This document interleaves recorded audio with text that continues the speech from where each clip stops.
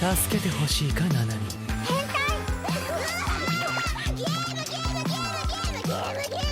心を燃やせ。限界を超えろ。 Hello and welcome to More Than Headlines, your weekly anime news podcast powered by Audio Technica, made by Australians for global citizens. I'm your extremely humble host, Brendan White, aka the Salt and Pepper Senpai, and joining me in the studio, my trusted co-host and rival, Yuga to my Noboru, Mrs. Courtney Smith. How the bloody hell are ya? I am good. How are you? Doing good, doing good. We are recording on Sunday, the 16th of February, 2 days post Valentine's Day. So happy belated Valentine's to all the lovers and would-be lovers out there. So romantic. Did anyone do anything exciting for Valentine's Day? Let us know. Brendan, what did you do? I ate a 18-inch giant love heart-shaped pizza and watched anime. that I think that beats everyone, really. I think that's all you really need in life is a 18-inch love heart-shaped pizza and anime. It was so great, and like I could genuinely taste the love in the pizza. I don't know if it was just the shape and the day and watching some cute romantic anime. It just sort of was just a sea of emotion and feelings running through me as I bit bite by bite through this delicious 18 inches worth of pepperoni. I didn't eat it all in the one night. I did nearly fall asleep halfway through this thing because it was a monster. But I finished the rest on Saturday and I feel great. Wait, so did you eat one half on the Friday and then the other half on the Saturday? Yeah. That's a lot of pizza, I think. Yeah, my insides weren't feeling the best throughout Saturday. I'll tell you that much for free, because there was some garlic knots in this cocktail, as well as some mozzarella sticks with marinara sauce. Ooh. Like, I was living my best life, but my insides and the porcelain felt otherwise. But anyway, how was your Valentine's Day? How romantic. Mine was great. Dan and I decided we wanted to do a little inside movie night date where we picked a movie that neither of us had seen. We made a little like charcuterie board. So we got some cheese, some crackers, some strawberries. And we had a really hard time figuring out what movie to watch because, you know, we've both seen a lot of movies separately. We've seen a lot of movies together. And we're like, what can we watch that we haven't seen? And Dan suggested a few, I suggested a few, but the film that we landed on was the 2023 Wonka movie starring Timothée Chalamet. And I'll tell you, it's pretty good. I really enjoyed it, actually. I've heard it's one of the better Wonka iterations doing the rounds. Timothée Chalamet is very committed as the titular character there, Willy Wonka. I haven't checked it out yet, but everybody that has seen it has said, this is great, you need to check it out. It's miles better than the Johnny Depp version. Maybe not so much better than the Gene Wilder version of the 80s. I don't think it was the 70s, 80s, but it's right up there. Yeah, honestly, it was good. We went into it thinking, oh, it's just a fun, silly movie, but we both ended up really enjoying it. So if you like musicals, if you like the Gene Wilder Willy Wonka, I highly recommend Timothée Chalamet's Wonka. Was Hugh Grant also the Oompa Loompas in this one? Yes, and it was so good. So it was just one because it kind of tells the story of like how he met the Oompa Loompas, and Hugh Grant he crushed it. It was amazing. I was like, I need more Hugh Grant as a tiny guy. I love that little sex pest is having a renaissance in his later years. So shout out to Hugh, shout out to Little Orange People, and shout out to Lickable Wallpaper. Yeah, yum. Yeah, but exciting times here. We've got a pretty full slate of news and ongoing opinions and impressions on the latest and greatest anime from the winter season. But what do you think, Courtney? Shall we jump into the headlines, which is presented by our friends over at Ice-T Aesthetics, where anime meets streetwear. Go upgrade your swag game today! Oh, okay, I just want to say shout out to Ice-T Aesthetics for making some of the coolest anime clothes I have seen in a long, long time. They get different artists, they work together, and they produce cool shirts, hoodies, you know, any kind of cool streetwear that you can see yourself wearing and like leaning against an alley wall.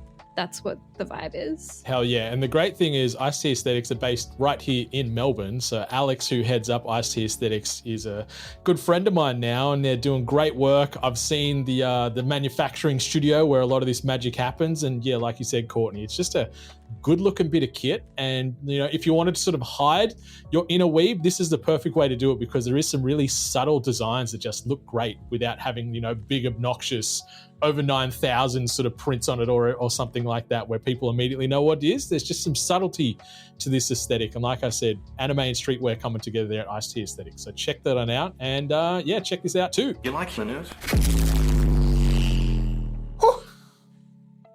Feels good in my brain. All right, let's get into the first story here. So, the Cocoon anime adaptation is being aired in March this year after being announced back in 2023. The adaptation is based off of Machiko Kyo's manga of the same name, which depicts the violence and tragedy of World War II and how two schoolgirls are drafted into the war as nurses.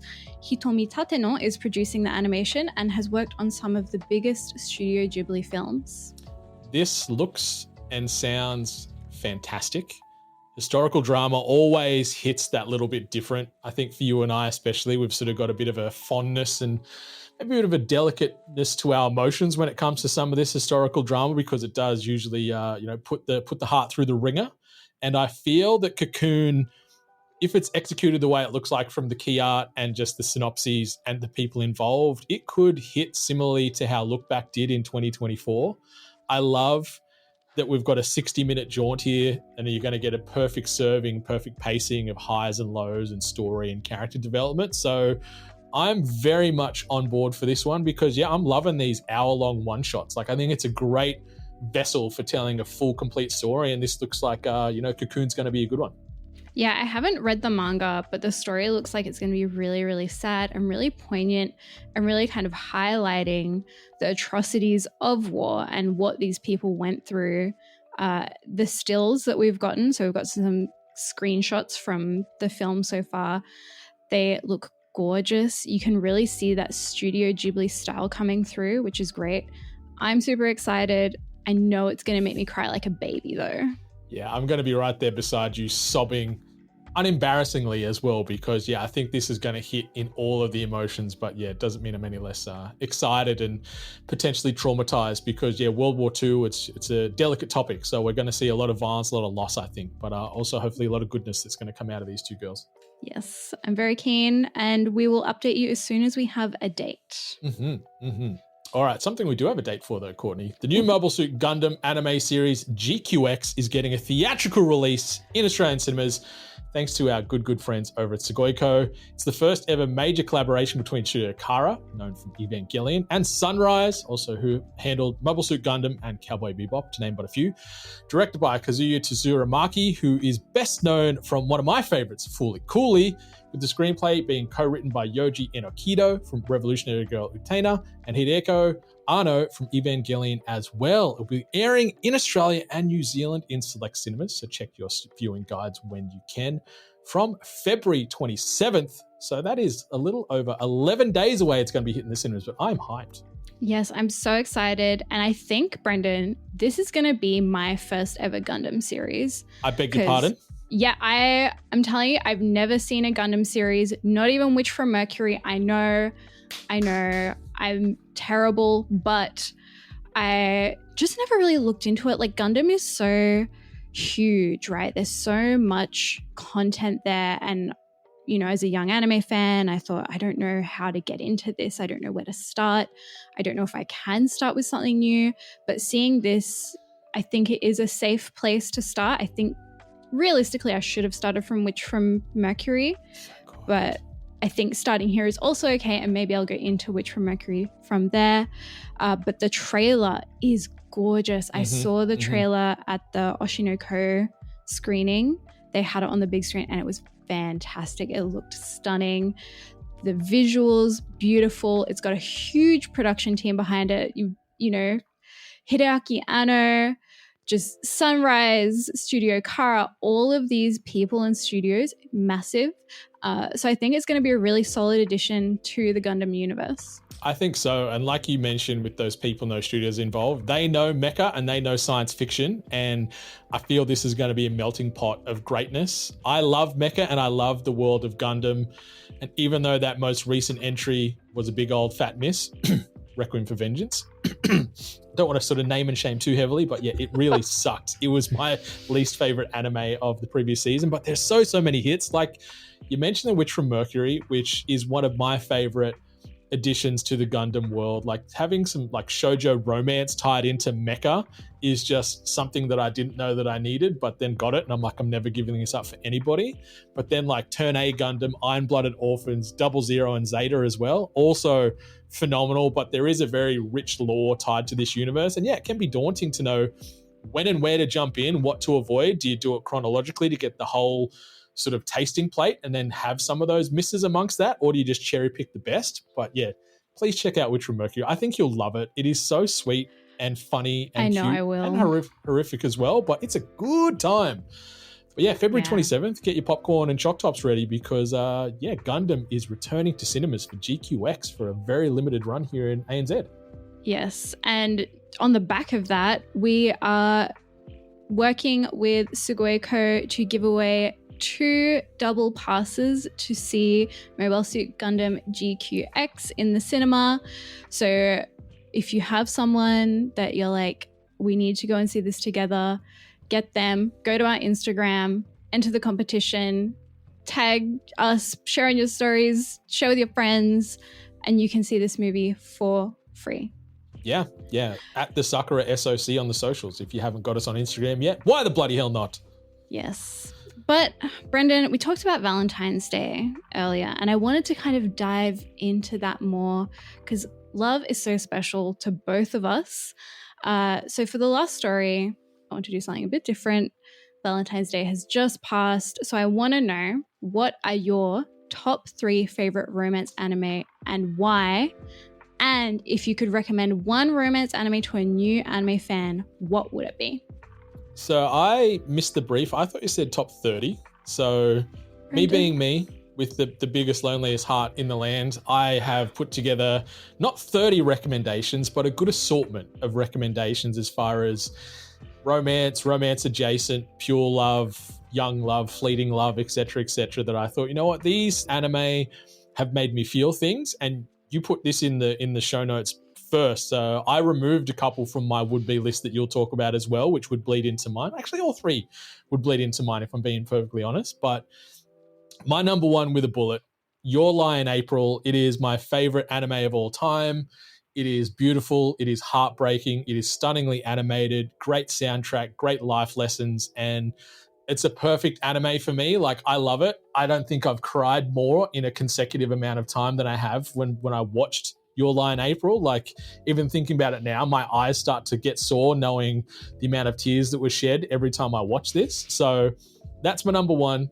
My number 2, Rascal Does Not Dream of Bunny Girl Senpai. I'll just say, the Rascal Does Not Dream universe because we've had many an offshoot now. I just like that this is, even though there is some supernatural elements, it is sort of grounded in a sense of sort of maturity, which I can appreciate. We've sort of got the late high school into college, into adulthood years. We've got fleshed out characters that have real flaws and real insecurities. Mai Sakurajima is, one of my best girls. Can't help but not put her on the list here because I love her, but it's just good, fun storytelling. And when you can then weave in this sort of supernatural subtext and a little bit of like mystery, I think it adds a good wrinkle to a traditional love story. And then, like I mentioned, I had a misinterpretation where I thought you mentioned 30 and not 3. I'm sort of just going to machine gun these ones off here. These are some of my favorites, whether they've been, finished for a while or ongoing or just sort of hold a special place in my heart. So first one, The Danger's in My Heart. The next one, Lover's War, Blue Box, Nana, the quintessential quintuplets, My Love Story, Love, Chunibyo, and Other Delusions. And the last one I want to shout out as well, my teen romantic comedy, Snafu. So that is my sort of short list, not including the 3 that you're going to talk about now. The list is so long, Brendan. I said 3. All right, my 3. My number 1 of all time, everybody knows this. This is my favorite anime of all time, Kami-sama Kiss. This anime, I was watching it when it first started airing, and I was back in high school or just started uni or something.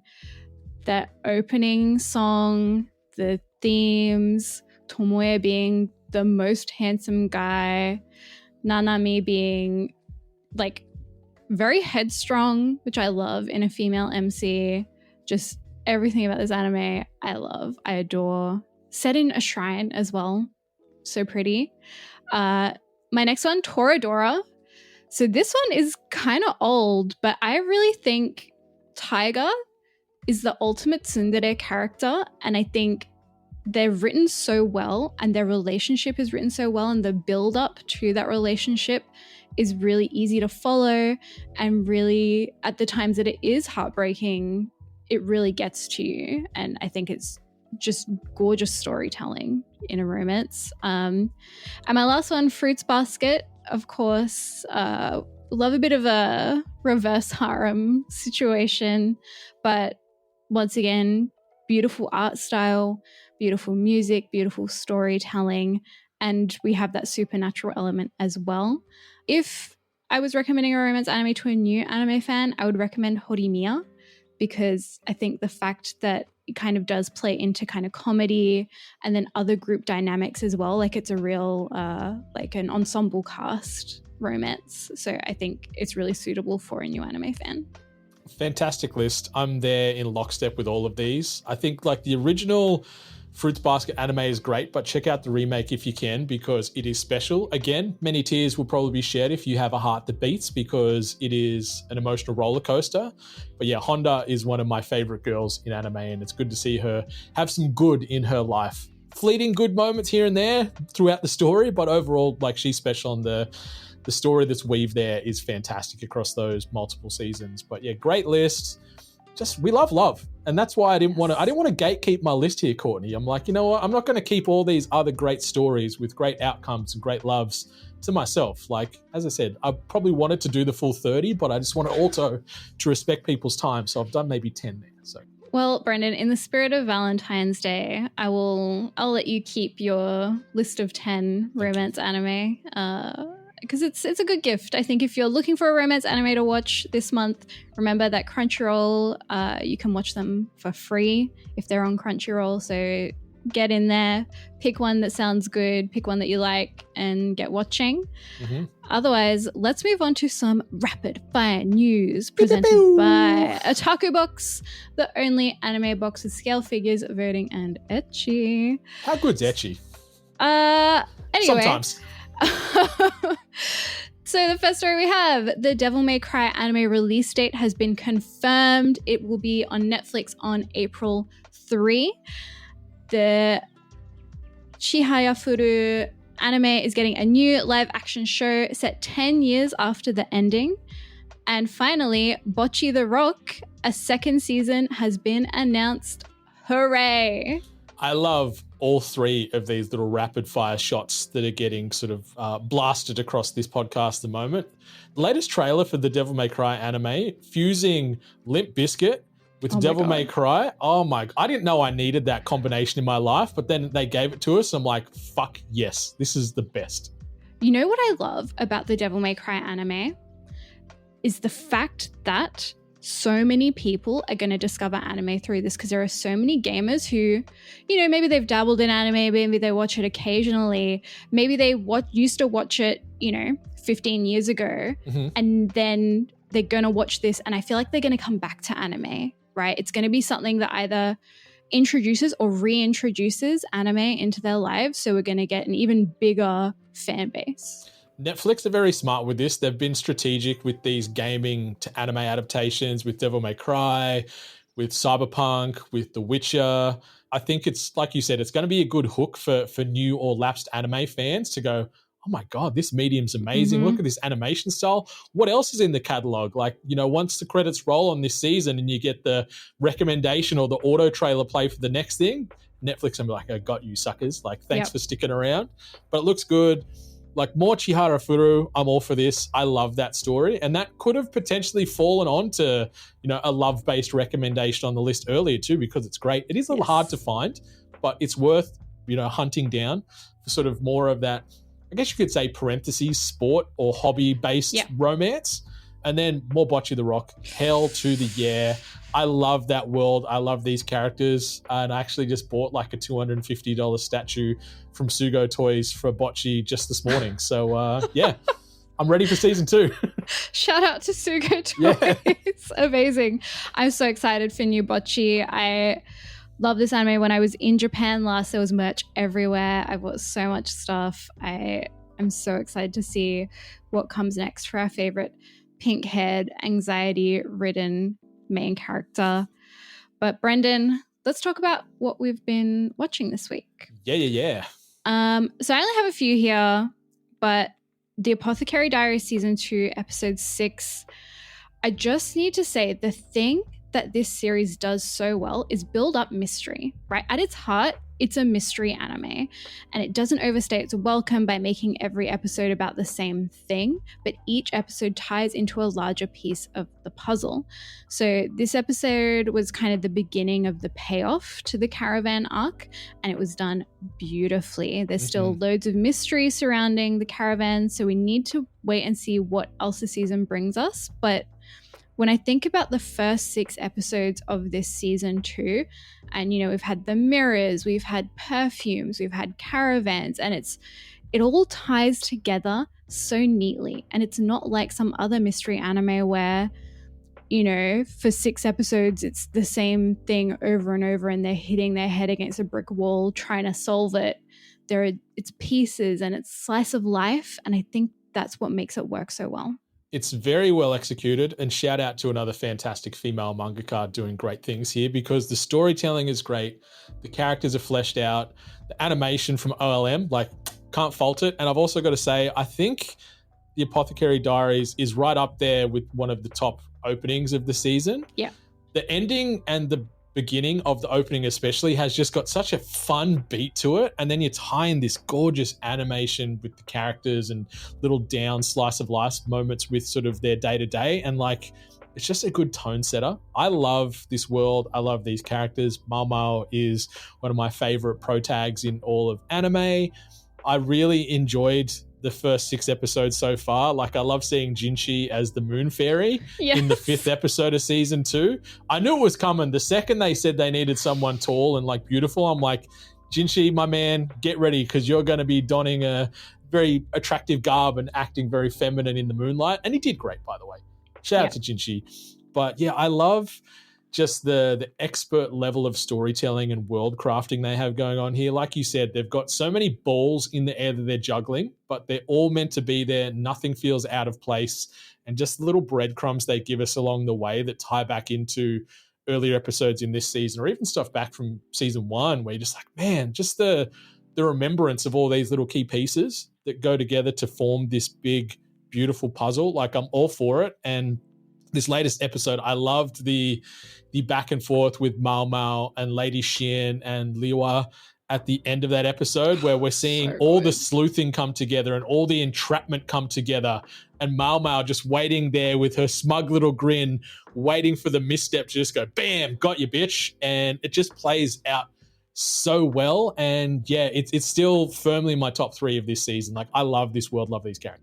It's so good. And I feel like it's one of those anime that's so good that you don't even need to mention how good it is. Everyone just knows. But I think bringing up each episode every week is so important to really highlight how spectacularly it's told as a story.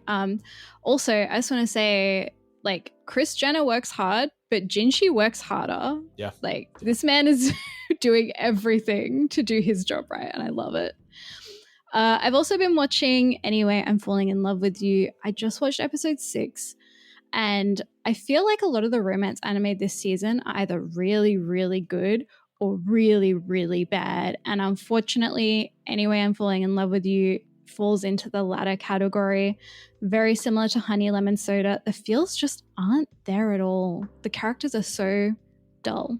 They're both tumbling down my sort of watch list, sort of organic rankings that are sort of evolving as the seasons flow. I had Honey Lemon Soda after the first episode or 2 sitting at 7th, and now it's down at 13th. Anyway, I'm Falling in Love with You's down at 20th, because like you said, I don't care about the characters. I don't care about the world. And it makes me so sad. We've been talking so much about love, not only this episode, but I think every episode we've ever recorded, but it's just not there. The hook for me is lacking, and it feels soulless in a way. I don't know if that's the right word or too harsh a word to use, but yeah, it's just not grabbing me. And it's a shame because some of these copy-paste, generic, bland-ass isekai are giving me more enjoyment than these apparent grand love stories that just are anything but. Yeah, it's pretty upsetting to see, but we take the good with the bad. And speaking of good, I'm going to quickly talk about what I've been reading, because The Martial King Chapter 2 dropped this week, and we finally see the school where the martial school, the martial school, yeah, where they go to learn how to fight the baddies and be protectors of the law. And there's just this gorgeous first year. She is like another main character, and she has like a quick draw shootout with our main character, and it's very funny, very clever, very well done, and I'm just so excited to see where it goes. I haven't managed to read the first 2 chapters of this one yet, but it's on my to read list because not only friend of the show Benny was gushing about it earlier now, but you're talking positively about it too. I'm like, damn it, I'm going to add these chapters to my rotation this week and give it a look because it seems to be stacking up to the hype so far. Yes, but Brendan, what have you been watching and reading? Yeah, so I wanted to cherry pick a couple as well. The first one, I feel because it started a little shaking, a little less exciting than I was hoping for, and that anime is My Happy Marriage. I feel now we're just about hitting the halfway point on a lot of these sort of seasonal storytellings. I feel it's flying high. I don't know if you've watched the latest episode this week, but we've got so much supernatural drama flying around, big time stakes. The love is flowing as well between Kyoka and Mio. Like, I'm loving seeing those two as a unified front, but also being both individually standalone badasses now. Like, I feel Mio is really starting to come out of her shell these last couple episodes and sort of find that confidence that we were rooting for her to discover. And like her friendship with Kuriko the last couple of episodes has been really sweet. We've got sort of some girl love going on here from a friendship standpoint. And, they've become each other's ride or dies pretty quickly, which I think was really nice. The big bad, Usui, voiced by a friend of the show, Alex Lee, as well, by the way. Phenomenal. I love him. He's just a scene eater every time he's on the screen because he's just got this don't give a fuck ominous badass presence. Even though he looks like a bit of a dork with his little hat and glasses on, he's just a badass son of a gun. So I'm enjoying him heading up, the big bad known as the Gifted Communion. They've been a great foil so far. And the most recent episode, like the use of mind games and illusion magic, really yielded some good payoffs in this last episode. And yeah, I've got that sort of sitting in my great tier as far as my metrics go because I'm vibing with it. It's really starting to pick up. I don't know if this is just me being like aggressively bisexual, but this season I haven't been obsessed yet until Mio started becoming friends with Kaoruko. And now I'm like, but what if? And then Kaoruko is like, she has her kind of deep secret. And I'm like, no, just the girls together is my dream. That is all. That's a good dream. I don't think it's ever going to happen in this world, but like maybe we get an offshoot, or you could probably find that dream happening on one of those websites out there. AO3. Yeah. So, but no, I'm vibing it. I'm really enjoying it. It's gone from strength to strength. The latest couple of episodes as well from Medalist, it also continues to just hit it out of the ice rink. I don't know if you hit things out of the ice rink, but we do today. I've been loving everything about this series. Like, I think everything is at such a high standard. The animation, the music, the story, the character development. Like, I am just eating this up every time I watch it. And I liked in episode 6, we got to see Tsukasa's backstory and how it mirrors Inori's, even though like he gets an even later start. Like, everyone's sort of saying to Inori at like 12 years old, what are you doing? Why are you trying to ice skate now, you idiot? Like, you should have started out of the womb, you damn fool. But we find out that Tsukasa doesn't start ice skating and ice dancing until he's 20. So you're like, man, like it's really, really uplifting, inspiring, this anime, and seeing where he came to be and the fact that he was like scratching and clawing to survive in this world, and seeing this friendship network that he gets sort of plugged into with a family that really helps support his dream. It was really, really touching, and it got me pretty emotional throughout this episode because you just can't help but root for these characters, Courtney. Great to amazed here as far as I'd score these last 3 episodes. I love this world. It's so good, and it's just flown under the radar. Like, no one is really kind of paying attention to it. But I think if you do stumble upon this, or you are listening or watching and you're curious about Medalist at all, highly recommend. I think it's a great take on the sports anime genre and on, you know, the kind of ice skating genre from anime that is emerging. This isn't, you know, the first ice skating series, but I think it is the first where it has that kind of student who is, you know, a child, and a mentor who really wants to teach them and see them succeed, you know, from the bottom of their heart. And I think seeing that is really inspiring. Yeah, I love it. I can't speak highly enough of Medalist. Like, it's on Disney Plus, so it's not that hard to track down. Like, I know Disney Plus subs are going up every other minute, it feels like, but if you're already on Disney Plus, like, add this to your watch list immediately, because it is some of the best anime this season. Yes. I'm going to flip the positive to a negative here, and I'm going to say that I'm up to date with Zenshu. Woof. This series straight sucks. There is not many redeeming qualities about this anime so far, barring some nice animation that does manage to go, wow, that looks pretty. Then you're like, oh, the story sucks, the character sucks, the world sucks. Like, I'm just not invested in this anime at all. I keep persisting thinking, you know, maybe Mappa's going to come good, the light's going to turn on. But outside of a fantastic opener, which I think is one of the best of this season as well, there's not many redeeming qualities for this. It is so forgettable and so mid. It feels like Mappa's biggest whiff since Listeners for me. Like, it's just, I don't care. Like, it's still down the bottom of my sort of rankings out of the 26th I've watched. I think this is 24th. Yeah, I think I wasn't expecting anything massive from Zenshu, to be honest, but I was expecting it to be a bit better than it is. And I think it really goes to show that just pretty high tier animation an anime does not make. You know, like, we've got Sakamoto Days and people are complaining about the animation, but the story is fantastic. And then there's Zenshu, and I would watch Sakamoto Days 10 times over if I didn't have to watch Zenshu again. But unfortunately, I'm along for the ride. I think really the demographic here is what is tripping up a lot of people. And I really, really think this anime is intended for kids, 12 to 13-year-olds. Like, I'm like, there's no other explanation for it, but it's not vibing with me. It gives me Saturday morning cartoons as a kid with your breakfast cereal, where this looks like it's almost in the same vein as like He-Man and, you know, various Hanna-Barbera stuff and whatever. And it just, like, maybe it is the demo that's sort of rattling me, because obviously I'm not a small child anymore, but like, I just don't get it.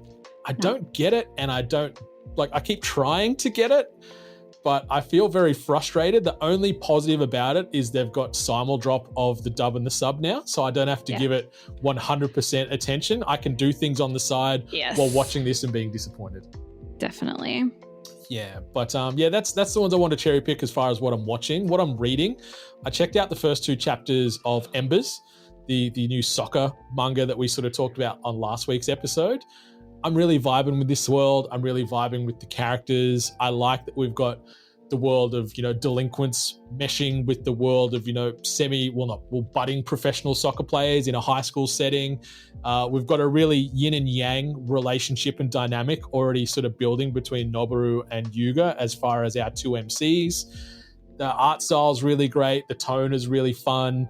And I like that there is sort of some lessons to be learnt through this as well, because Noboru is just known as, the hot-headed hooligan that just, you know, he's never lost a fight. So that's like his MO. So then one of the teachers at school is like, all right, I'll see how tough you are, but like, challenge me to a game of soccer or football. And he can't beat the teacher, so he keeps coming back like week after week after week, learning more and more and more skills. And so this teacher's sort of instilling this learning process through him, but he's not aware of it. He's just like, I gotta win, I never lose. And then by the end of that school year finishing, and then he sort of joins this new sort of sports related college where Yuga is as well. It's just a good time. It's a good time. It's fun. I like sports stories and I like these characters, and I'm going to keep reading for sure. I also have read the first 2 chapters and it's fun, right? And the art is so clean. And I will never, ever, ever get over the trope of a sports anime or manga where the main character is like, you know, he's not good enough or not professionally trained or he's a delinquent. And so the captain's like, well, actually, I'm not going to let you join unless you beat me. And then they beat them and then they have to let them join. That trope, if there are no fans of that trope, I'm dead. That's how much I love this trope. Yeah, well, I'm one of those fans too. So you'll never die. You'll live on forever. So that's fantastic. You. Well, yeah, Ember's worth a read. It's really enjoyable. Yes. Those first 2 chapters, I flicked through them so quick, and I was so upset where I'm like, shit, there's only 2 chapters. What do I do now? So what I went and did was start reading Return of the Disaster Class Hero, because I am on a manhwa train at the moment, Courtney, that I cannot get off of. I've smashed through 20 chapters of this one so far the last couple of days. Yes, it is yet another action, fantasy, battle, manhwa type of vibe, but I enjoy what this has different to sort of your solo levelings and such, where it's got a bit more of a fun, cheeky, smart-assy tone to it. Like Gion Lee, he was seen as one of the strongest heroes in the world. He gets trapped in this demon tower for 20 years because he finds out that like he is sort of the 13th Zodiac hero in parentheses, and the other 12 members of the Zodiac screw him over, literally stab him in the back and throw him into this demon tower and take all the treasure and piss off. And then so they're back in general population, touted as the heroes, got all the wealth. They've taken this guy's like insurance policy and like fucked all that away. So he's been trapped in this demon tower for 20 years grinding, killing every demon in the entire tower till the tower ultimately collapses and then he gets out. And so he's back now 20 years later, but he's sort of de-aged in the process. So no one at first knows that it is Gion Lee, but he is just like destroying everybody, kicking everybody's ass, really snappy, really sort of smart alecky and stuff. And it's just, again, gorgeously animated. Like manhwa has such a unique / familiar art style compared to manga. And I really like that he is a bit of a brat. And, you know, like he's going around like literally like flicking some of these Zodiac members in the head and like sending them across the map unconscious because he's become like the strongest person on the planet. And I'm enjoying where it's going. It's been really fun. And it's kind of a good opposite to watching solo leveling at the moment, which is a little bit more grounded and straighty 180, where this has got jokes and crassness and a lot of foul language and stuff. And it's a good, easy read that's gorgeous to look at. And yeah, Gion Lee seems like a bit of a dude. I'm a fan of Gion Lee. Do you feel like you relate to him? Maybe in some ways, like obviously not being a disaster class level hero, but like maybe the smart aleckiness and the cheekiness, I can probably sort of resonate with that a little bit. But yeah, I'm vibing with it. It's been a good read, and it's sort of a good in between for me because I think there's 112-ish chapters, so I'll probably chew through that really quick. But it's been good focal points while I'm waiting for my regular weekly, monthly, fortnightly drops to sort of flow in as well. All right, let's get into Sakamoto Days episode 6, the recap and review. We're opening with this Gon lookalike character. He's feeding his pet bird called Pisuke, but he can't really afford to feed himself, and he wants to make some money by, of course, killing Sakamoto. This man we're introduced to, Haisuke Mashimo is his name. We find out that he's a very down on his luck, average hitman, which I've got some things to say about that later on in the episode. But yeah, he's living on a rooftop in a disheveled tent with his pet bird, can't even rub 2 yen together to sort of afford food. And so he's down on his luck, but then he's like, you know what? I'm going to make it big because I see there's a $1 billion yen hit on Sakamoto. I'm going to take this man down. So we've already got sort of the premise of what episode 6 is going to be focused on. We then sort of flash forward back to the Sakamoto Days store. We see that the store is in massive amounts of disrepair because the constant waves of hitmen coming to try and take out Sakamoto are obviously smashing the store to pieces every time that there's a failed assassination attempt. So the team are working and talking around that about, you know, what do we got to do? We've got no money.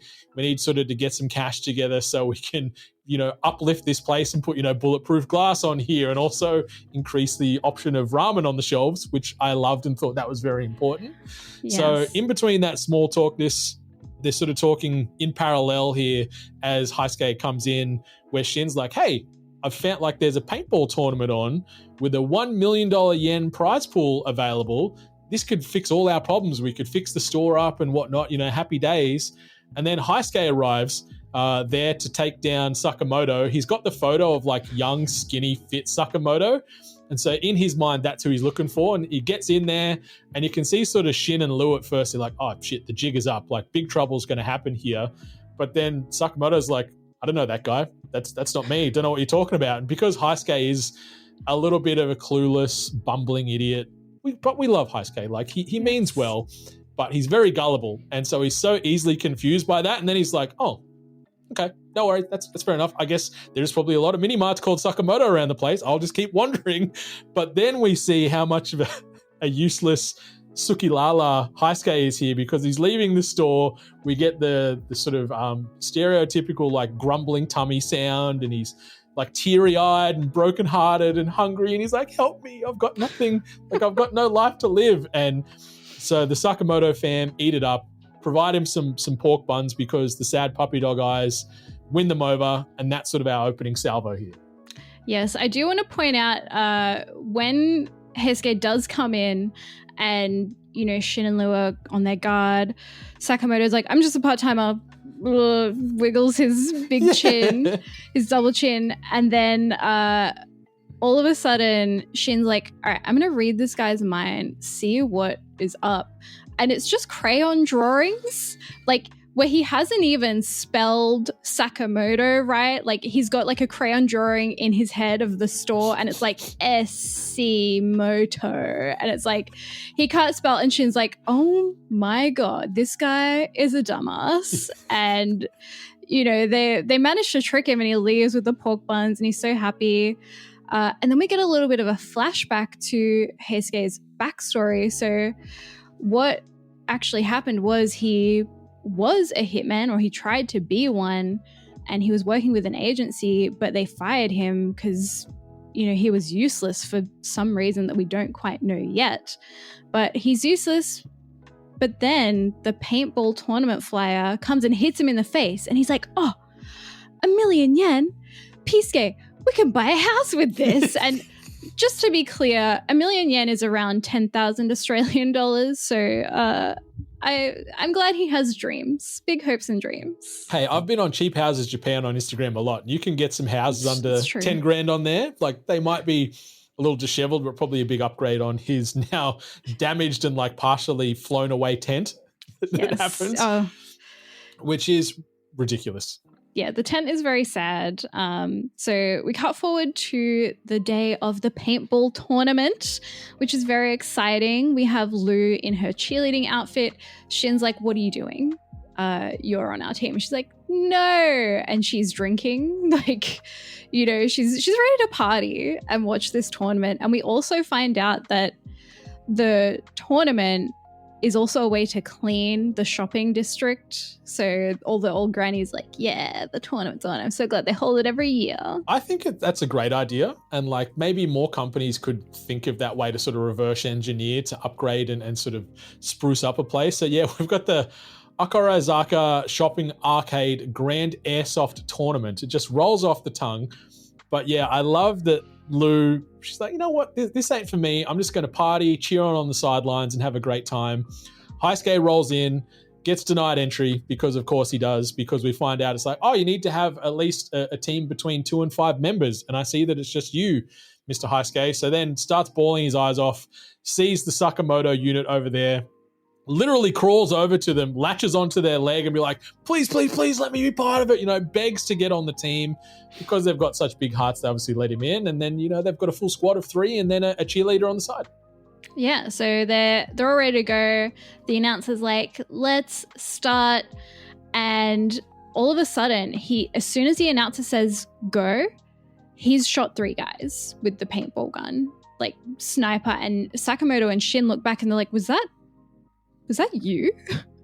And he's like, yeah, what? I'm just doing my job. So of course the Sakamoto team is the best. It's three hitmen, right? Whether they're ex-hitmen or not, freelance hitmen. And of course Sakamoto's like, wow, if our team is this good, I could have endless ramen. Yeah. which I love, always thinking with his stomach. So yeah, we see Team Sakamoto just start running roughshod through everybody. Some really cool, creative, in parentheses, ways to see people killed. Obviously, and they outline that too when Sakamoto does a couple of cool moves, and it's like, not a real gun, it's a paintball gun. He's sticking true to the code. Don't worry about it. So I like that they're constantly sort of bringing that up, but it's a fun exchange. I did find a little silly where it's like all these warring teams just run like 10 meters away and just hide behind one barrel. They're like, haha, can't see me here. And I'm like, you've got a whole shopping district to sort of hide in and do battle in. You've just ducked around the corner. Like, I saw you, Jimmy Smith. I saw you. But so the battle plays out. You see these guys, just start to dominate everybody. Like, oh, this is going to be over in like 2 minutes, it feels like. But then Drunken Lou stumbles into the scene, and she's constantly sort of talking about, Sakamoto as this badass hitman. And then Heisuke's got the photo out again, trying to cross-compare. And he's like, no, that can't be working because this guy's hot skinny. This guy's fat and not so hot. It can't be the same guy. And then Lou's like, no, don't worry about it. Even mentions like his little neck roll. I love your neck roll, Sakamoto. Oh like, I know you were hot then, but I think you're hot now. And I'm like, yes, Lou, but also shut up, Lou. Oh my gosh. So one of my favorite parts of this before Heisuke kind of discovers and figures it out is he sees them shooting, like Shin and Sakamoto, and they're so good. And he goes, oh, you guys, are you professional paintball nerds? Do you just love paintball? And they're like, oh. And then, of course, Lou comes in and blabs. Gotta love her. Can't fault the woman. Heisuke, like, drops the photo and he's like, has a think for like a good minute. He's like, no, you are Sakamoto. I'm going to kill you. He like kind of runs away into hiding. Pisuke, the parrot, the pet bird, comes in and like drops off the real sniper rifle. So he's exchanging this paintball gun for a real sniper rifle. And Sakamoto's like, no, you're not using that. And of course, Heisuke and Pisuke are crying because they're like, oh, we don't want to hurt them. They're so friendly. And I got to say, Heisuke's really relatable. Yeah, apart from his dumb, random, like, cheek tattoo that he decided to get for some reason, like, yeah, he has got some good redeeming qualities. And I did enjoy, seeing Pisuke care package in this sniper rifle out of the heavens, and then seeing them both run away together sobbing, like seeing the little birds sobbing beside Heisuke. I thought that was really funny and really cute and really endearing. And so we sort of see then that this has split into sort of two tournaments in a way, because we've got obviously the standard paintball tournament still going on, but now I've got this other tournament that's literal life and death, where Heisuke is trying to kill Sakamoto for that 1 billion yen purse. And we find out pretty quickly, Heisuke is a hell of a shot. Like, he is quite the sniper, quite the marksman. And we also find out that he's got these specially designed triple rebound bullets. And so in this part, I was sort of getting in my overthinking brain, as I like to, and I'm like, mate, you've got no money. Is it the reason you've got no money is because you're buying these types of bullets? But also, if you're such, like, when they have another flashback to him sort of getting into the JAA and then getting fired because he only has one skill, I'm like, that makes no sense. Like, if you've got one skill, it's the best in the world. You're the best in the world at that skill. And like, as a hitman, you probably want to be as far away from the target as possible. So if you can shoot someone with one of your triple rebound bullets from like a town over, isn't that the best? So I'm like, the logic there is a little flawed to me. And also you being so poor was a little flawed to me there too. But I'm like, all right, I'm not going to overthink it. This is just a fun, good time. Let's get back into the world. Let's get back into this anime. Let's enjoy this craziness. And yeah, he's doing some mad trick shots. And you see, like, he shoots a piece out of Sakamoto's hand. Sakamoto takes one across the shoulder. Like, so we don't often see Sakamoto get touched by anything in these battles so far. And seeing him actually be bleeding, like, man, Heisuke means business. Yeah, and it's really interesting seeing kind of Heisuke as he's growing up, clearly undiagnosed ADHD. Like, come on, guys, do better. Now he's turned to the JAA. Now he wants to be an assassin because he went to a shooting range one time and he's like, hey, I'm actually kind of good at this. So, you know, he's not very intelligent. He sucks at studying. Everything else is just not his vibe. And then he finds his one thing, and rather than nurture that skill, the assassination agency he ends up working for, like, no, we don't need a guy that does just one thing. Like, but I agree with you, Brendan. I think you would want to have that kind of person, right? But, after all of that, Heisuke is lining up a shot at Sakamoto, and Sakamoto picks up a rock, like a little pebble, ditches it at his rifle, and it explodes into a tiny billion pieces. Yeah, he winds this throw up, and it is like the fastball to end all fastballs, and it goes straight down the barrel of the gun all the way through sort of the barrel into the stock. And yeah, like you said, Courtney, just splinters into a million pieces. And then Heisuke realizes, he's like, whoa, like this guy is all that in a bag of chips, like everyone says. Like, you don't mess with Sakamoto. And so he sort of yields and admits defeat off the back of that. We then see Team Sakamoto being confirmed as the winners of the paintball tournament. They then sort of give Heisuke the share of his winnings from the paintball tournament, which only translates to a measly 50 yen, and that's on the back of the fact that Heisuke has shot the shopping district to shit with his sniper rifle antics. So they've had to offset, like, I guess nearly $1 million in yen to repair this whole place. So the Sakamoto Days general store isn't getting a revamp. Heisuke is not going to be able to buy a house. So it just ended up being a day of fun shoot-arounds in the end. Yes, but in the end, when Heisuke is having his big cries, crying at everything, and Sakamoto's like, no, like I'm strong, but you are the best sniper I have ever faced. Like, you could, theoretically, he could beat him, I think, if the situation was right. So Sakamoto compliments him. He cries again. Of course, I get it. The 50 yen, and he's like, is that it? And they're like, yeah, we had to give all the money back because you broke everything. It's around 50 cents Australian. So then we get a good scene of how Aoi and Sakamoto first met back when she was working as a convenience store clerk. And it's very, very sweet. He walks up with his shopping and she's about to serve him, but she sees he's got some blood on his shirt. And she's like, oh my God, is that blood? And he's like, oh crap, like tries to cover it. And she's like, no. And she comes and gives him a Band-Aid. It's adorable. And I like that there is that constant thread of the Band-Aid getting used in these first 6 episodes, not only from Aoi, but Hana as well.